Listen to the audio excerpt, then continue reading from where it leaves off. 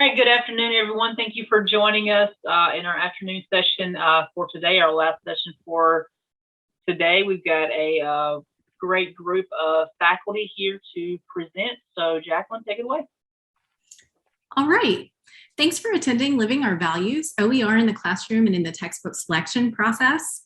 We're faculty from the sociology department at Wake Technical Community College. I'm Jacqueline Popp, and the other three are going to introduce themselves. Hi, I'm Jessica MacDonald. Hi, I'm Lisa McManus. Hey there, I'm Mara Fryar. As sociologists, we're very passionate about finding ways of reducing inequality in society and playing a role in improving our students' lives. The theme of our presentation is summed up by this quote from Jacques Fresco: "When education and resources are available to all without a price tag, there will be no limit to human potential." All right, so for today's agenda, we're going to do some intros. We're going to talk about what OER is and some general research about it, as well as some things at Wake Tech specifically. We're going to talk about the process our committee used for selecting good OER materials for sociology. We're going to get into our recommendations summarized, and then we'll have time for discussion questions at the end, and you're welcome to ask questions. All right. So before getting into the background, we wanted to take a little time to get your impressions of OER.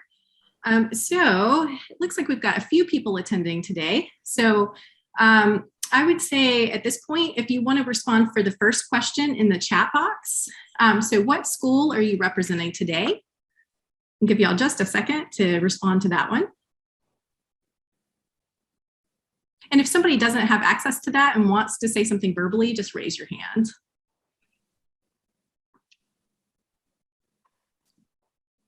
All right, we've got a couple from Wake Tech. I'm sorry, I don't know how to pronounce the first name. Is it Carteret Community College? Carteret.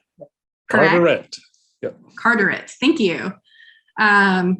More Wake Tech.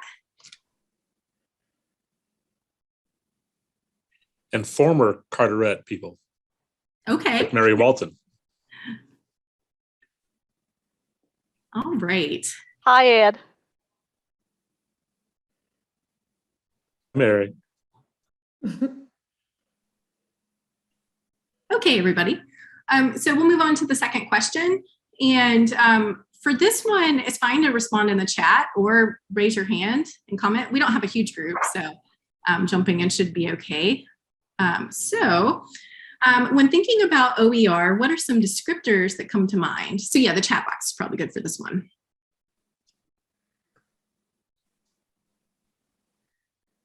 Okay, we've got the word create, free,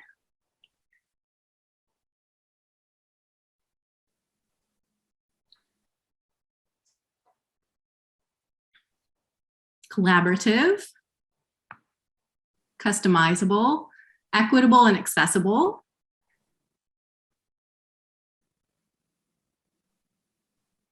All right, I'll give just a few more seconds, see if anybody else says anything.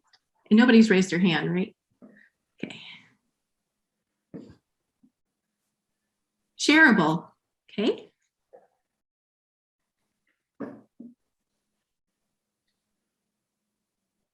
All right, oh, we've got open, time saver,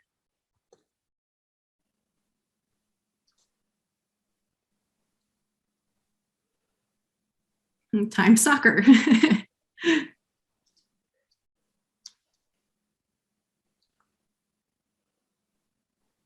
All right, so feel free if anybody else wants to chime in on that one. I'm going to move us to the third question, which is how important is OER to you, to your colleagues, and your students? So that one is fine to reply in the chat box. I feel like that one might be better verbal.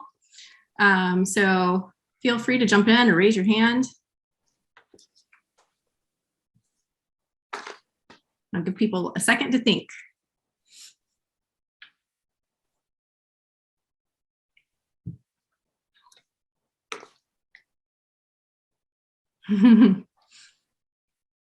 This feels like the classroom, online classroom to me. It's like, I'm like, will anyone respond? I don't know.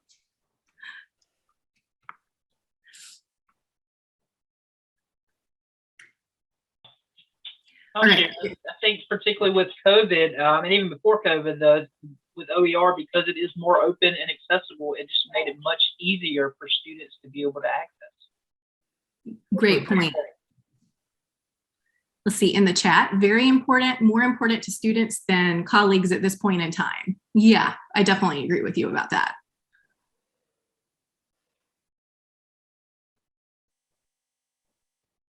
All right, I'm just going to give like 30 more seconds to let anybody else jump in that wants to.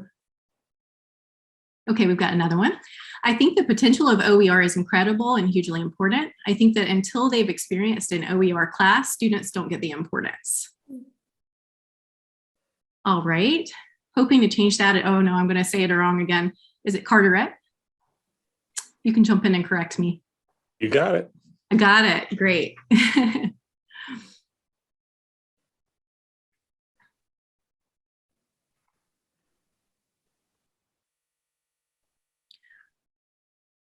All right. So at this point, we're going to move on to the next slide, and there's going to be more opportunities to talk at the end.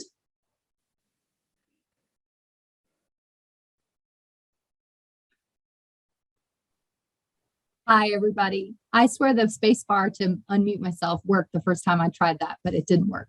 Anyway, thank you for coming to this session today. And I am going to address some of the comments that some of y'all made about why OER is important, presenting with a couple definitions and some important background information that may perhaps help you convince some colleagues to reconsider this, because we do believe that faculty buy-in is super important to getting an initiative off the ground. So I wanted to start today by offering a couple of baseline terms. We assume that you are interested in OER because you've joined this session, but wanted to make sure we're all starting off on the same page with our understanding of open education resources, which are free educational resources available in the public domain without a license. That means that we can freely use and copy them, adapt them, reshare them to our needs. This is a definition based on UNESCO or from UNESCO. I also wanted to share with you a newer concept to me of open educational practices. And this is really recruiting our students to be collaborators in producing course materials. So it is the philosophy of OER sort of taken a step further to expand to this idea of OEP, or the open educational practices, to empower learners as co-producers of knowledge. I recently learned about this in an Achieving the Dream conference, and some examples were a group of anatomy students that actually built the lab manual for their anatomy class by taking photos of their dissections to be used for future semesters, and history students who were writing essays about local history that would be put together by the college to be used in the future. So we are discussing our initiative to introduce an open educational resource to our department, but we do hope that it's going to allow us to move towards OEPs in the future. And we can go to the next slide. So we are sociology faculty, and we do like to provide that historical and social context. So I did want to inform y'all with some data about the cost of college and what some of our students are experiencing at home. It's no surprise, we all know that college is becoming more expensive, but to provide some numbers for you, in constant US dollars, the cost of a year of tuition in 1980 was about $1,800 compared to about $9,000 in 2020. Textbooks have increased in cost about 4 times the rate of inflation. So we see that there's an incredible amount of money being spent by our students each year. In fact, that's about $1,200 annually for textbooks. That is the same for community colleges or university students. And in fact, community college students may have more supplies and materials outside of the textbook that they have to purchase. If you're thinking of an applied science degree where you have to buy equipment and tools so that you can learn your trade, for example. Additionally, we often point out how social issues impact the people directly impacted by it, but this is a community and a societal issue because $3 billion of federal money is going to pay for textbooks every single year. Many of you know that when students receive financial aid, they're required to go through the formal college bookstore operation to purchase their textbooks, which at times leads to them purchasing a new text and not being able to rent it. So that federal aid money that could be going towards completion of degree, additional class credits, aren't being spent for students to be able to buy the textbooks that they need to be successful in the class. All of these issues of the cost of college have compounding effects for low-income students, minoritized students, or first-generation students. Something that comes to mind with first-generation students is sort of the cultural know-how of where to find a cheap textbook, for example. I may only know that I can purchase my text at the bookstore. I'm not aware of the fact that I could rent it for a third or quarter of the price online. So there is some generational college knowledge that comes from having parents that went to school. And we do see that the impact of college affordability and ability to purchase materials are more acutely felt by students who are young, minoritized, and really facing disadvantages structurally overall. The data show that grades are more likely to be impacted, and ability to access the text is more challenging for students in those minoritized groups. And we can go to the next slide. So that's sort of the snapshot very quickly of the cost of college inside the institution. But I also want to remind you that a lot of our students are dealing with a lot outside of school that relates to their ability to pay for class or be successful in the course. Many of our students are working. In fact, we see that about 31% of two-year students are working 20 hours a week or more. We know that's important because there are research studies that show that after a student is working 15 hours a week or more, they are going to have a negative class performance, or that work time will be negatively impacting their performance in class. Our thought to connect it to OER is therefore that if we can begin to reduce course material costs for students, they may be able to reduce some work hours and therefore have more time to spend in the with the textbook that they don't have to purchase, or with the class material otherwise. In addition to our students facing work requirements and sort of the role conflict that comes with being a student and being an employee, a lot of our students are facing poverty.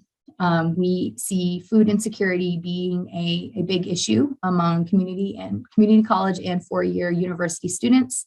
Over half of students experience housing insecurity at some point in a given year. And 17%, so almost 1 in 5 college students, have been homeless within the last 12 months. So we are facing a situation where students have an incredible crunch on the amount of money it takes to live their lives outside of class. We're telling them that participating in a university education will help them to alleviate these financial burdens, yet there are financial burdens tied into the classes in themselves. And that's the topic for my next slide. So to narrow it specifically to how lack of access to textbooks impacts class success, I wanted to share a little bit of this data. We know if you are a faculty member, you know that having a textbook is important to being successful in the class. And 85% of faculty in a recent survey indicated that it was necessary to have the text to be able to be successful. However, 2/3 of students delay or decline to purchase required materials because of costs. 2/3. I did check that in a couple of different sources because it was staggering at first. It was very surprising to me to see how many students have to make that calculation for when they can get the textbook. We know that having the textbook at the beginning of the semester is related to course success throughout the year. So it's not only access to the textbook, but quick access to the textbook, which is something that OER can also solve for us. In addition to that sort of 2/3 number in general, we found that in some specific studies, a recent 2021 study of community college students in Tennessee, so our neighbors just to the west, found that 2/3 of community college students were not purchasing materials overall. So not only delaying, but refusing to purchase, or I shouldn't say refusing, unable to purchase these materials. 41% reported not purchasing at all. 15% reported bad grades as a result of not purchasing that textbook. And we've seen that low income and younger students have the greatest barriers due to cost when it comes to the obstacles that these face. We see that students are also experiencing emotional stress because of the cost of their textbooks. So it really is all sort of stacking up against their favor because we know they need the text, they're not able to get the text, and they're not set up for success from the very beginning. So hopefully that gives you an idea of the demonstrated need and why we believe that an OER text could address some of the concerns that we're seeing in the classroom. We'll go to the next slide. So finally, I just wanted to share, just wrap up my section on research, some of the hopes that we have for the OER impact at Wake Tech in the sociology department. So we know based on some emerging research that it's possible that students in OER classes are actually more easily successful, right? So based on the study that you see quoted here by Griffiths in 2020, students who took multiple OER courses on average earned more college credits over time than students in otherwise similar situations that did not take OER classes. That was a pretty extensive research study that incorporated data from 11 different universities or colleges who were using OER content text. So here at Wake Tech, I know a lot of y'all are part of our community, but we want to fill everybody in. We have over 27,000 students. That was in the 2019-2020 school year based on the Wake Tech fact book. 38% of our full-time students receive Pell Grants. Pell Grants are federal grants given to low-income students who are essentially demonstrated based on a calculation to not have very much family income to contribute to their college education. So unlike the poverty line where there's a number that I could give you to say, if you're at this family household income cutoff, you receive a Pell Grant, it's more of an index that is done by FAFSA, the financial aid division, and they determine how much aid is given and if you are eligible. The maximum Pell Grant, as I said, is $6,000 and some change, $6,400 a year. So we can begin to see that the maximum grant is not going to cover all of our expenses anyway. And then most specifically, we wanted to look at the students who would be impacted by this intervention. We are adopting an OER textbook for the Introduction to Sociology class at Wake Tech. In the 21-22 school year, that includes summer of 2021, we had 3,300 students enrolled at Wake Tech in Intro to Sociology. So we were really excited to learn that this intervention could actually impact 3,000 plus students immediately after we have our full implementation in place. Our textbook retails for about $90. And as I mentioned, there are various ways you can obtain a textbook. So an estimation that students may be able to find the text for $20, though the students spending their Pell Grant money at the bookstore are going to be purchasing it for $90. And based on a rough estimation of the average of those two numbers, we calculated that the department will save students about $111,000 over the course of an academic year in money collectively that they are not having to spend on the text. So we hope that that will alleviate some of the barriers that they may have to success. It's not going to guarantee that everyone is successful, but is an equitable initiative that will allow us to level the playing field in a way that could make all the students successful, have access to the textbook on day one. And that's what I got. All right. For people who are not from Wake Tech, we just wanted to mention that Wake Tech's been recognized as one of America's top online colleges. And so this section is going to be about institutional support. Wake Tech's been very student-centered in the most recent couple of strategic plans. And the previous one related to student success for online students in particular. And so there was actually information to prepare faculty in terms of the EPIC 30 to help us with our online teaching, and also information for the students to help with student success and retention. Next slide, please.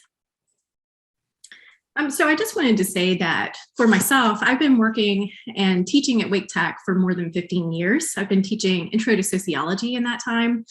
and for that entire time. And so we thought about this years ago, adopting OER, but at that time we were a little nervous or skeptical about whether some of the materials would be around long-term, and we didn't find anything that we wanted to move to for Soc 210 at the time.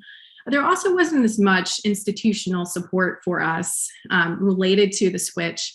And so as our various support services have grown, it's made it, I feel like much more easy for us to make a switch like this. And in particular, I just wanted to mention that we really thought it was important to continue the democratic process for the switch. So not just force this on other faculty from 210. And so we have growing support for the changes. And in fact, on the next slide, I'm going to talk about looking at our current strategic plan. So as you can see here, the Reach and Rally strategic plan has 3 goals, which relate to student success, equitable access, equitable outcomes, and then learning goals. So one of the things that's so important, as Jess has already mentioned, we have such a diverse student population in community colleges, and at Wake Tech in particular, that's really important for us to reduce barriers for students who might be lower SES, people who have immigrated, veterans, and more. So, when we're thinking about these changes, we're trying to make sure that our students can actually be even more successful than they already are. So this was part of a modified slide from our department head, and we actually had support getting started on this. So we had departmental support in getting set up to create an OER committee. And thankfully, we've been given the flexibility that we can make these changes to OER if we find quality materials and everybody wants to make the change. So we have a reasonable timeline for implementation, which we'll talk about later. Slide. Okay. All right. So I'm going to talk a little bit about some of within our group, within the sociology OER committee, some of the considerations and things that we discussed and that were important to us to consider as we're thinking about a move to an OER source for our sociology 210 course. So kind of some pros and cons, right?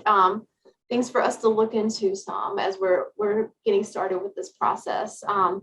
So on the support side of things, support for an OER source is the reduced cost or the free cost, which takes away a burden for students, provides access to their textbook also from day one, right? So I'm sure, we have all dealt with, students not having the textbook or having to wait to purchase it. And on the support side of things, that access from day one is a big plus. Also too, the ease of access as well, using an open source that's easily accessible, and those aspects of that as well. Also too, the ability to provide updates to the source, as there are more examples, as statistics are updated, more information that's relevant to sociology that can be easily updated in an open source. So those are just some pros, some good supportive items to help our students as we're considering moving to an OER source. On the concern side, we did have some concerns. There's a lot of positives. There's a lot of benefit to the student, but we did have to consider, some other things that could be issues potentially. And one of those is balancing faculty workload with this while switching to a new textbook source.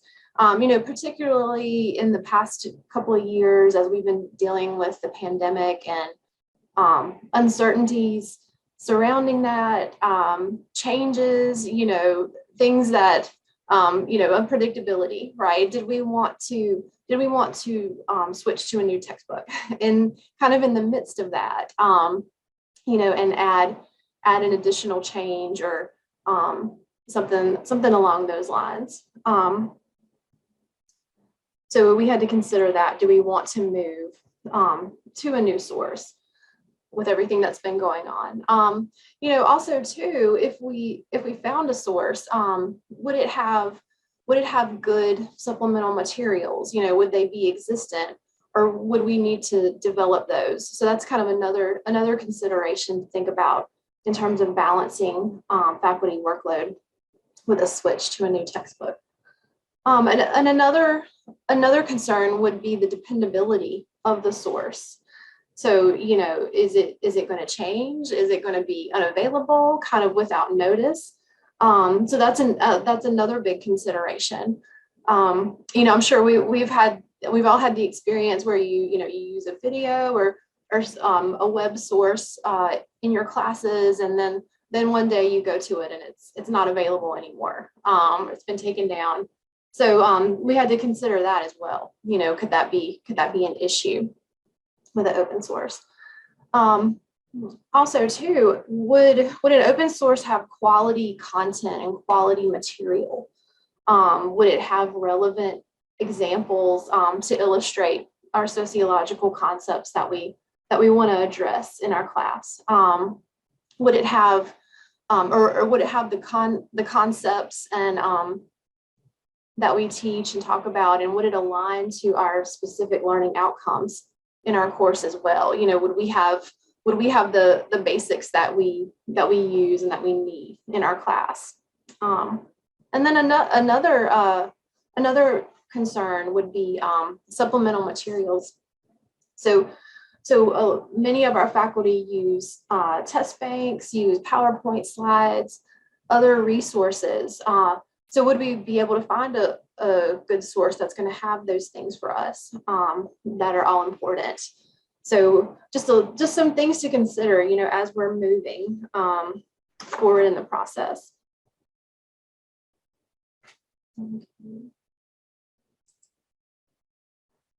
All right, so we're gonna, in the next few slides after this one, we're gonna go into a little bit more detail about some of the aspects of the process for selecting good OER materials.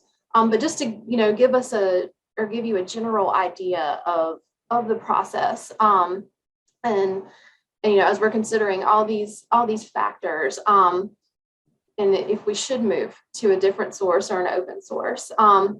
So within our committee, before even researching and potentially recommending an OER source, faculty were surveyed for openness to change. We wanted to make sure, what were our colleagues' thoughts on switching to an open source? Were they willing? We wanted to gauge all of that before we started the process.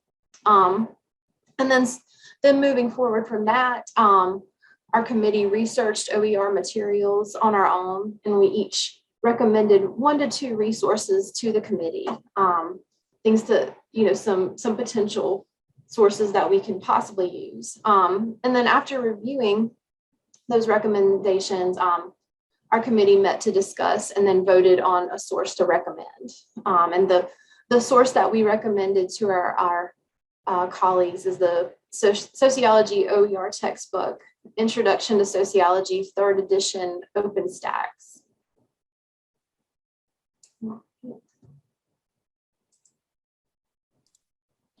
So as Mara mentioned, we really wanted to make sure that our faculty were on board as we started this initiative, because faculty have a lot on their plates to begin with, and we have had a lot of societal and institutional changes sort of foisted upon us.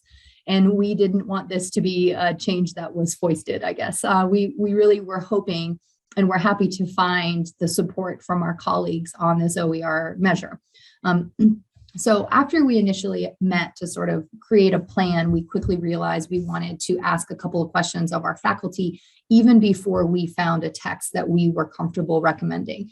We wanted to know if there was the will to change the textbook at all, and then specifically if our faculty believed in the importance of that OER text.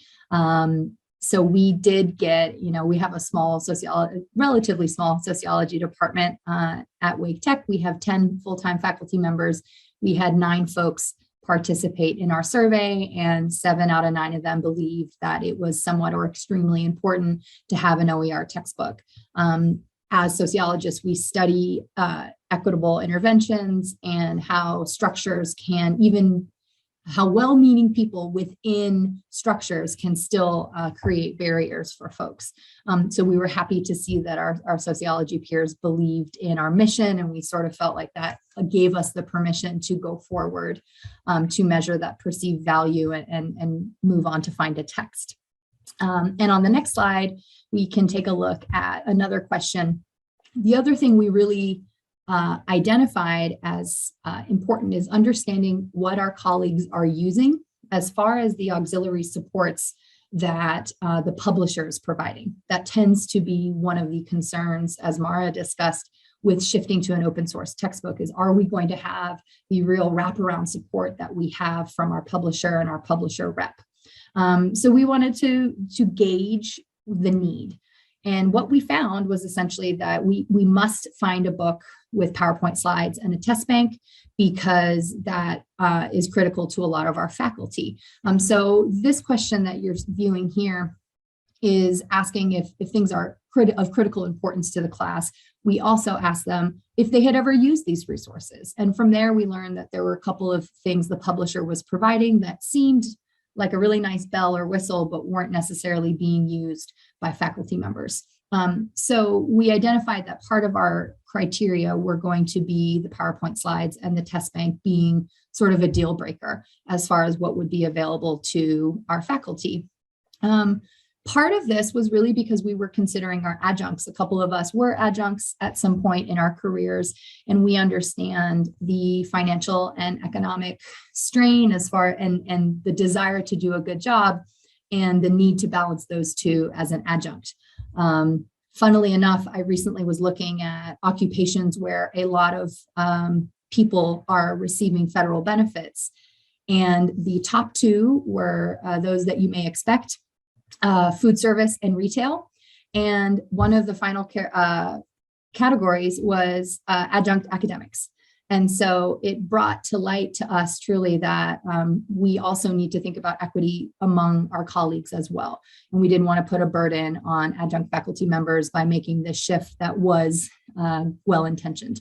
So yeah, that's a little bit about what we asked of our faculty before we move forward with the textbook selection.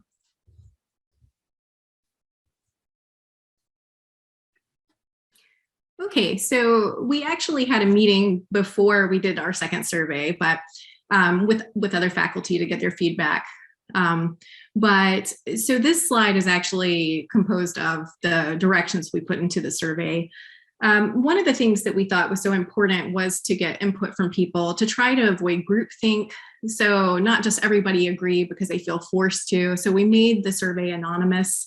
Just a side note that I've really found to be important is that we gave people basically an entire month to review the materials before the survey was due, but then people forget whether or not they filled out a survey, I think it happens to all of us. And so just as a tip, I think it's really important to set it to one response and then per person, and then tell them that in addition to being anonymous. So like I said before, our department has usually used a democratic process for textbook and assessment decisions. And so we can thank Dr. Kristen Wallingford for that, our committee chair, who we haven't mentioned much in this presentation, but helped us a lot as well. So, we thought that it was very important to just make sure that everybody felt a part of the process. Next slide, please. Okay, so we were very excited to find out that we can go forward with using our new OER textbook. So in the survey, there was a third question as well, which I'll get to in a second, but we wanted to know first, did the department think that we should start using the new textbook, or should we stick with the old one? And so there were 10 faculty in total. One person did not respond. So there were 8 faculty members that said, yes, we should move on. And one that wanted to remain with the old textbook, which I actually was so glad to see that there was one person that said that, because it meant they felt comfortable enough to say that they really wanted to stick with the book, kind of avoiding groupthink or that kind of pressure to just agree to agree. Another thing, there was an open-ended third question on here, and nobody mentioned any red flags in the book, which made us feel good, especially since there was one person who wanted to stick with the old textbook. So the other thing that the faculty knew was that we plan to make a course shell next year to develop a new course shell for this book. And so we wanted to see when people might be willing to move. And we thought it was important to let them know that this didn't mean saying this didn't commit them, but we had 3 people who were willing to move to the new textbook this coming fall, so fall 2022, and I'm one of those. Then in spring, we had 2 more people, and then the following fall 2023, the remainder of people that replied will actually participate and in moving. So I think we can move on from here now. Okay, so we wanted to go through, we've kind of talked about the pieces of this, but we wanted you to be able to see an actual adoption timeline, kind of the process through it we went through for this. So first of all, the background work was actually done by our department head, Kim Eaton. So she had set up in the previous year a group for OER. And so she gave us kind of a general timeline and expectations in a presentation. And so in August of 2021, we established our sociology OER committee. We did have to postpone our kickoff a little bit because Delta wave came. And so people were scrambling around yet again with pivoting and things like that. So, but we identified criteria for evaluation. In November, we did the review and the selection process. December, we actually made our recommendations before break to our department head and our committee chair. Then after break, in January, we did make a presentation to the whole committee. We wanted to make sure that people could ask questions, bring up their concerns, some of which were earlier in our presentation.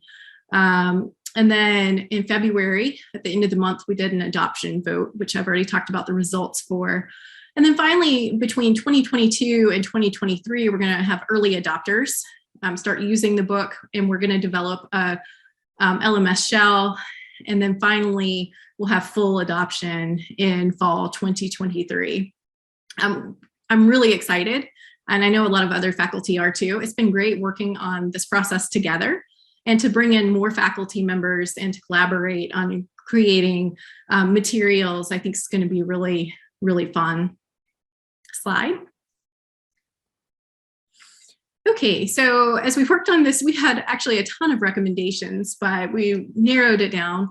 And so first of all, obviously forming a committee of several interested faculty is really important, just to divide up the work, the labor. But one thing I wanted to point out is that interested faculty doesn't have to mean that everyone's just 100% in for OER at the beginning. I think having people who are interested but are still kind of on the fence can actually be helpful for the process. Creating a workspace with meeting and chat capabilities. This was set up for us through kind of what our school uses, but we use the chat capabilities all the time this past year. So I found that really helpful. Dividing up the work is really important. So, for example, we had 2 different faculty members wrote surveys and analyzed them. We all thought it was important to search for different books and materials for review because we might find different things, which we did. I think that everyone has to decide what their own red flags are. We've talked about this quite a bit, but some things that came up for us were, we thought it was really important that faculty have some support materials. So that was important to us going in. So also we did find some textbooks that had problematic contents, so that might be mistakes it could be something that's, there's really, really old examples. I think I saw somebody mention that in the chat a few minutes ago. But, we wanted current examples of sociology. I think our field is probably the most important of any field, that we have updated examples because of current events. So, and then finally, ads in the text. I keep going on about this because I was horrified a little bit at a couple of the books that had ads in the middle of it. While some people might be comfortable with some ads, one of the books that I found actually had like video ads in it, which I thought would be really distracting in terms of accessibility for some students. And, you might have a situation where you have something like you're teaching gender inequality, and then you have an ad for diet pills, because so many of the ads you can't control like what's in them, right? So anyway, we decided that it was a red flag for our group. Also, just to thank our support services today. We are so lucky at Wake Tech that we have a lot of partnerships with our library, with e-learning support, who's in charge of this conference, as an example. And so we highly recommend, if there's institutional support for you working with them, that's even better. But if there's not, you can still reach out to librarians, reach out to your instructional designers for help with creating materials. Even something like you're creating a banner for your course, like you could contact some graphic designers at your college, so it's a lot better if we reach out and get other people to help us. All right, slide. And so we've touched a lot on the future benefits for students, but we wanted to talk a little bit about potential future benefits for faculty. As Jacqueline mentioned, a lot of this kind of centers around the increased faculty collaboration, and we're hoping to do that by developing a Blackboard shell. So this will allow for faculty to share their expertise on specific topics. Of course, we're all sociologists and we can teach to all the different topics, but there's usually one topic that is a little bit more near and dear to each of us that we get a little bit more excited about talking about. And so this could involve creating new PowerPoints or enhancing the textbook PowerPoints that are already provided. Another thing that we think that faculty might want to contribute to is developing a department-wide test bank. Currently, the test banks offered by the current textbook we use through Norton are very available online, making them slightly less useful for faculty. So we're hoping that this will be a less vulnerable to being published online when it's just being used in Wake Tech. We're also thinking that this encourages faculty to share additional OER resources already being implemented in their courses. A lot of us pull from the internet to find different great resources to share, and bringing these together into kind of one place that we can pull and use could be super helpful. And finally, of course, our faculty is great about, and our department is great about supporting our academic freedom. So by developing this shell, it will in no way mean that we'll all be teaching the same course. It'll just be a place that we can work together to pull resources and pull from what we would like.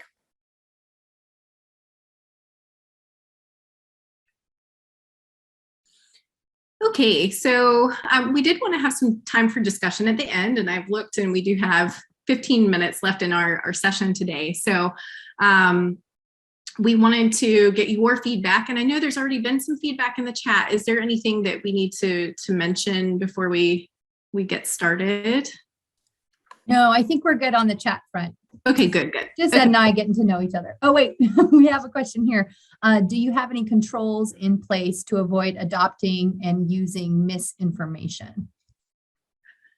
To avoid adopting and using misinformation.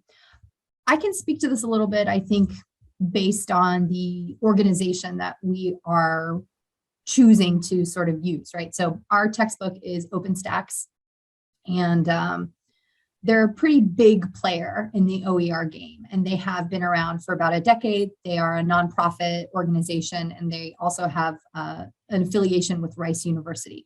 So because they are a well-reputed source, we do feel pretty confident that there is a level of standard as far as what will be published in the text. When you're reading them side by side, it becomes very clear which have high quality materials and which were sort of crowdsourced and jammed together.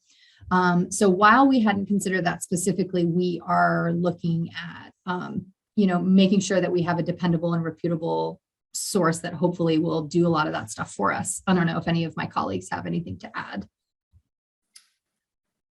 The only thing I'll say, speaking to Ed's kind of follow-up question about pulling sources from the internet, truthfully, I think a lot of us just vet our own information when we're pulling them. So when we're often, I might share a video of another kind of well-known faculty talking about a specific topic. So those are kind of the ways that we kind of just screen, obviously, before ever posting a link. And sometimes we'll find stuff that's really great, but of course, it is important that you're viewing things in their entirety to kind of make sure that your sources are reputable. Yeah, that's an interesting question. I think that we probably have built that into our individual review processes if we're talking more about, news articles and things like that.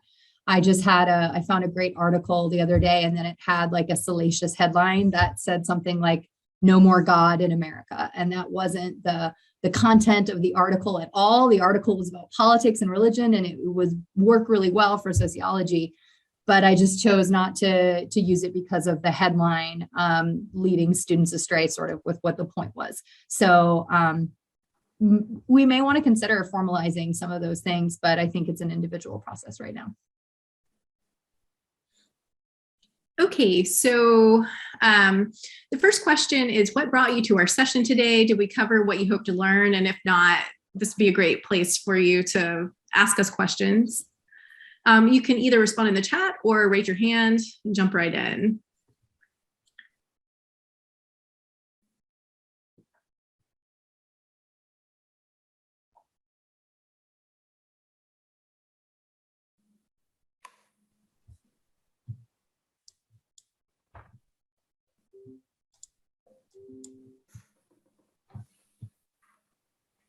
Okay, so it's fine if anybody wants to respond to the first question. I'm going to go ahead and open up the other two, and you can jump in on any of them if you want to. So what concerns do you have about switching to OER? What support do you need? What might entice faculty to participate in building departmental resources? I see Tom Riley.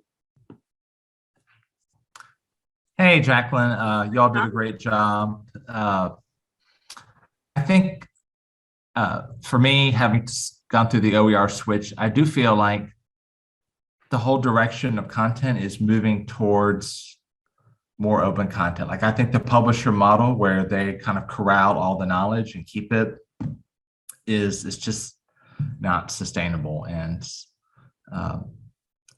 so I think I've encouraged faculty, like just try like a couple of resources. You can keep your traditional textbook, but maybe like just begin that process of incorporating some things you find. I thought the point that Jessica made, about OpenStax, like there is some vetting, at least, peer review, and some of these institutions are kind of vetting the content. So it's not just like Googling sociology and like pulling stuff in.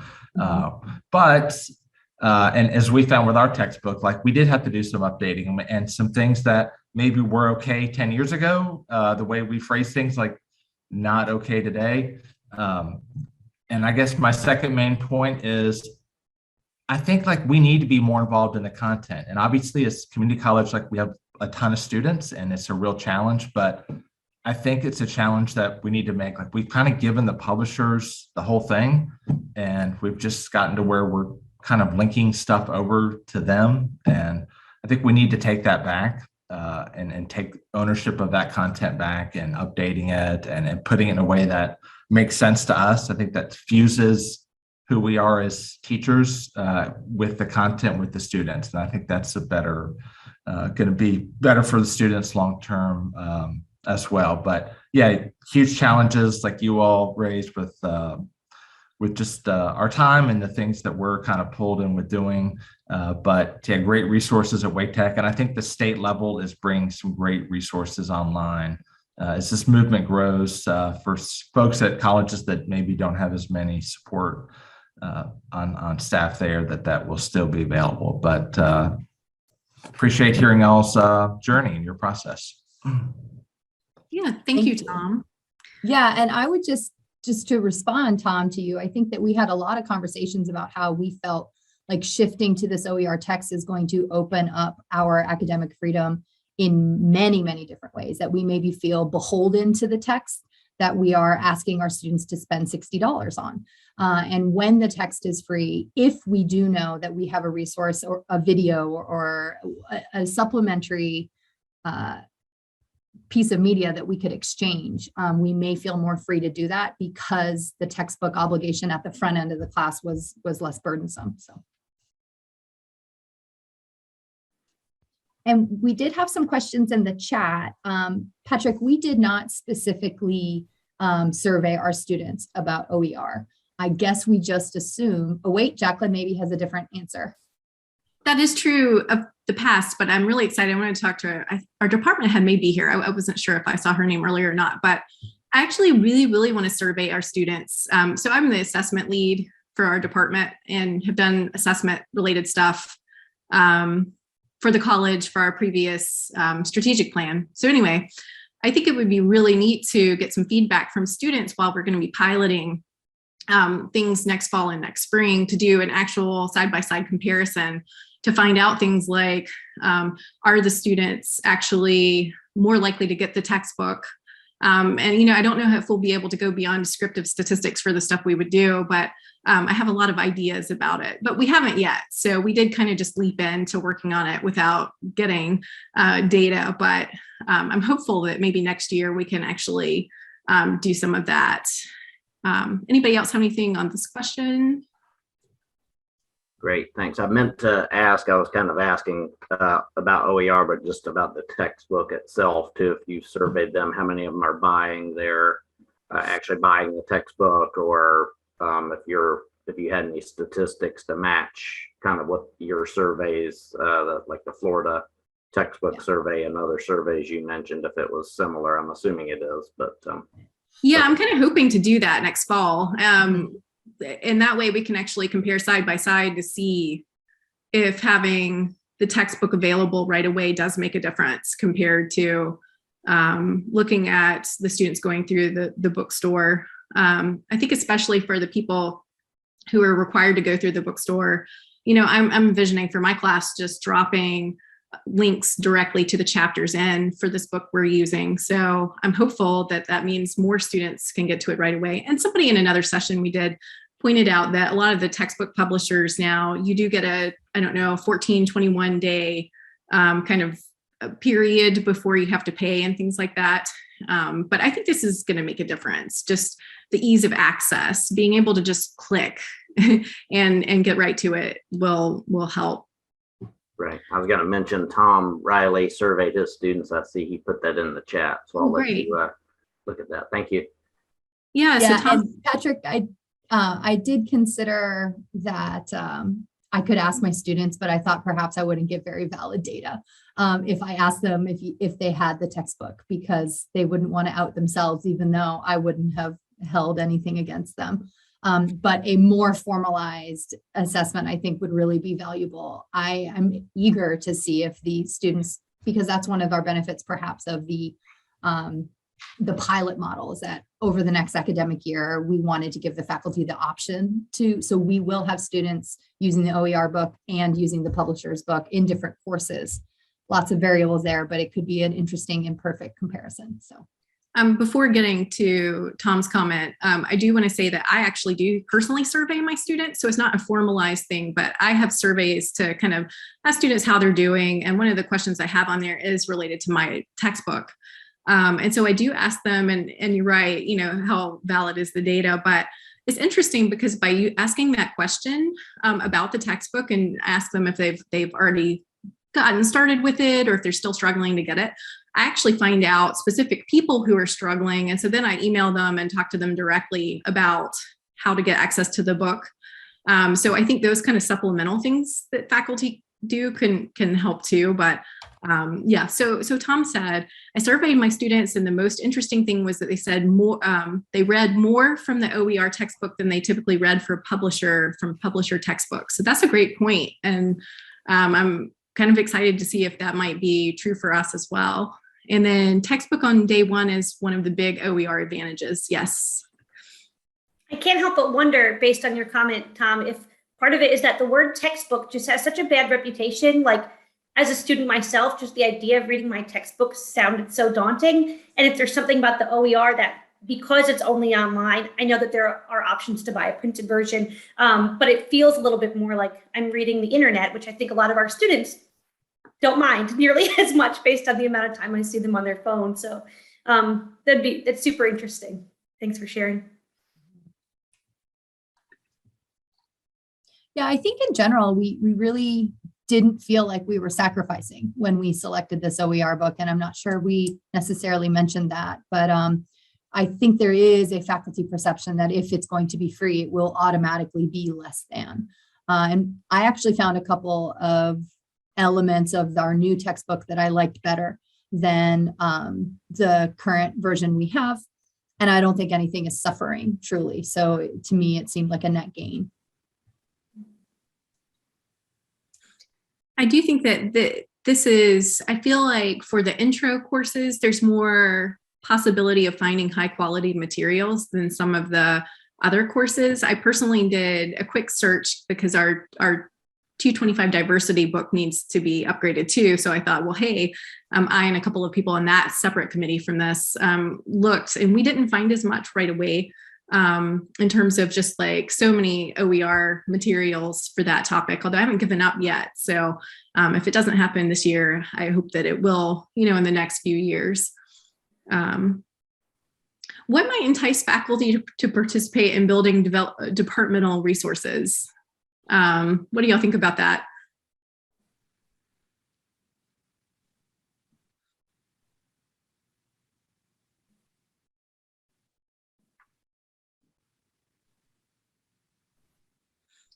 No takers? Okay. Let's see. Money, release time. Yeah, thanks, Patrick. Yeah. So money and release time, I think, are the big ones. Let's see. Tom said align it with other responsibilities and admin priorities. That's really good. I like that too. Anybody else?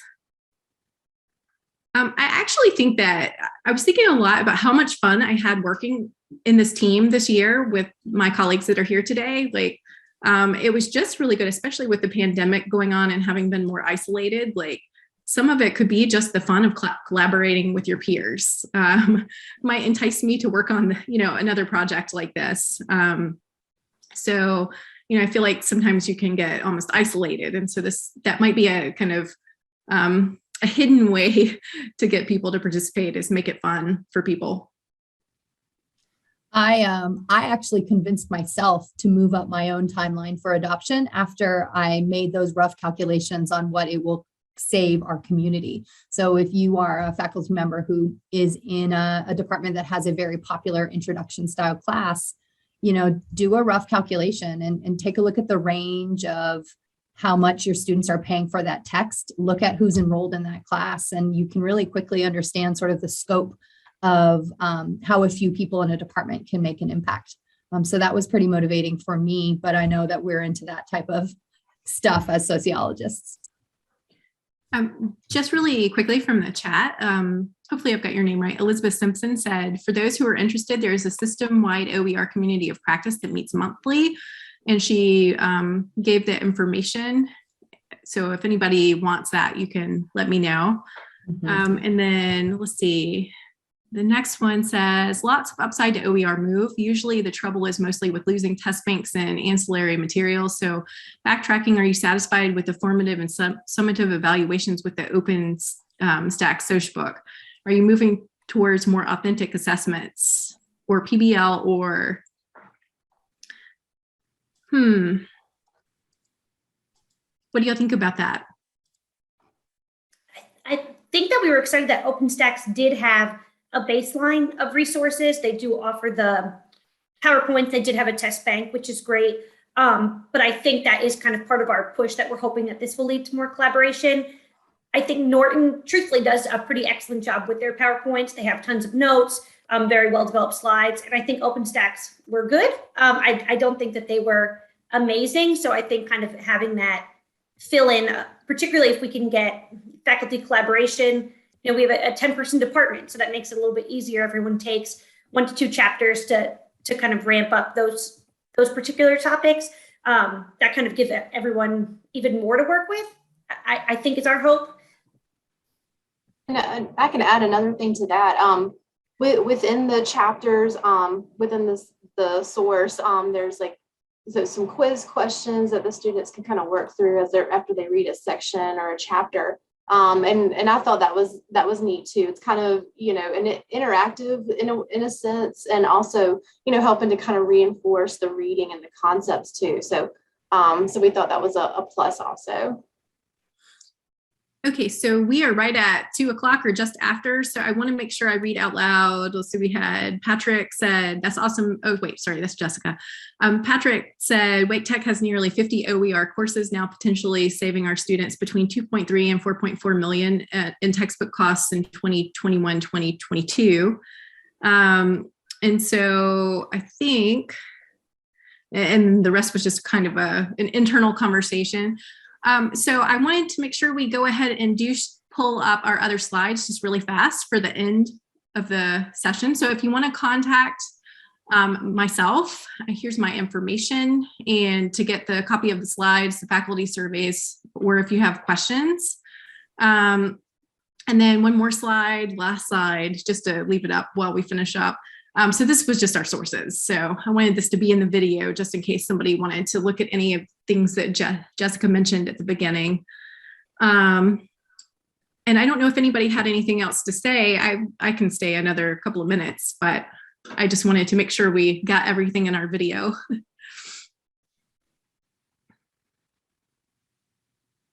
Thank you. We really appreciate everybody coming and participating. Wanted to say thank you. Very interesting, and I'm excited about Soc 210. I didn't know about that, so I added it to the list of. We have 5 more in development now with your course, so hopefully we can get over the 50 course threshold here. So very exciting. Very cool. That's great to hear. That is exciting. Yes, definitely. Thank you all again for presenting, and I appreciate everyone for attending our second session for today. And that's actually a wrap on our sessions for today, but I hope that you plan to join us again tomorrow, as well as Thursday and Friday, for more sessions related to OER. So thank you all. Thank you. Yeah, thanks for having us and participating today.